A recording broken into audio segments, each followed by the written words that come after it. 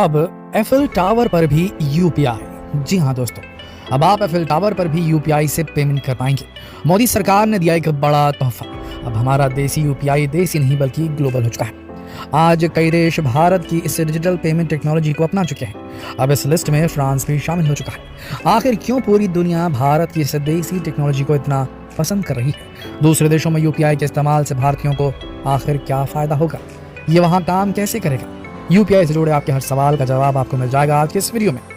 तो बस बने रहिए वीडियो के अंत तक। दोस्तों, आपको याद ही होगा कि कुछ दिन पहले प्रधानमंत्री मोदी फ्रांस की यात्रा पर गए थे। यहाँ उन्हें बेस्टिल डे परेड में चीफ गेस्ट के तौर पर बुलाया गया था। प्रधानमंत्री मोदी और रूस के राष्ट्रपति इमैनुअल मैक्रोन के बीच कई मुद्दों पर समझौते भी हुए, जिसमें से एक है यूपीआई को फ्रांस में मान्यता दिया जाना, और इसकी शुरुआत होगी एफिल टावर से। जी हाँ दोस्तों, अब फ्रांस के भारतीय टूरिस्ट एफिल टावर के टिकट का पेमेंट यूपीआई से कर सकेंगे। और ये भले ही एक छोटी सी शुरुआत लग रही हो, लेकिन ये भारत के बैंकिंग सुपर पावर बनने की दिशा में एक बड़ा कदम है। क्योंकि अब यूरोप के बैंक भी ये जान जाएंगे कि यूपीआई वहाँ के बैंक के साथ भी आसानी से काम कर सकता है। अब पहले यहाँ ये जानना ज़रूरी है कि आखिर यूपीआई इंटरनेशनल लेवल पर काम कैसे करेगा।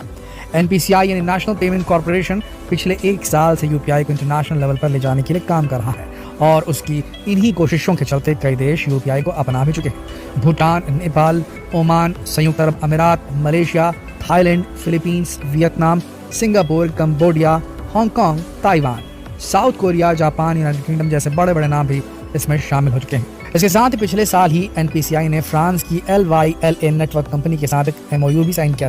दोस्तों, जब कोई व्यक्ति यूरोप या किसी दूसरे देश की यात्रा पर जाता है तो वहाँ ट्रांजैक्शन के लिए उसके पास 3 ऑप्शन होते हैं। पहला, कैश ट्रांजैक्शन, जिसमें आप अपने पास मौजूद रुपयों को वहाँ की करेंसी में कन्वर्ट करके अपने साथ रख सकते हैं। दूसरा, फॉरेक्स कार्ड, जिसमें उस देश की करेंसी आपके कार्ड में आ जाती है और कार्ड स्वाइप करके आप उससे पेमेंट कर सकते हैं। लेकिन यहाँ सबसे बड़ी समस्या है कन्वर्जन रेट। जब आप रुपए को दूसरी करेंसी में कन्वर्ट करते हैं तो आपको एक बड़ा अमाउंट कन्वर्जन फीस के रूप में देना होता है, जो कि सीधे बैंक के पास जाता है। इसके कार्ड की एक फिक्स लिमिट होती है। ऐसे में आपको पहले से ये तय करके रखना होता है कि आपको अपनी पूरी यात्रा के दौरान कितने पैसे खर्च करने हैं। अगर आपने कहीं ज़्यादा शॉपिंग कर ली तो फिर आपको अपने आगे के सफ़र के लिए पैसे जुगाड़ने पड़ते हैं। इसके अलावा एक तीसरा तरीका है इंटरनेशनल डेबिट या क्रेडिट कार्ड। तो आगे आपके क्रेडिट या डेबिट कार्ड में इंटरनेशनल पेमेंट का ऑप्शन है।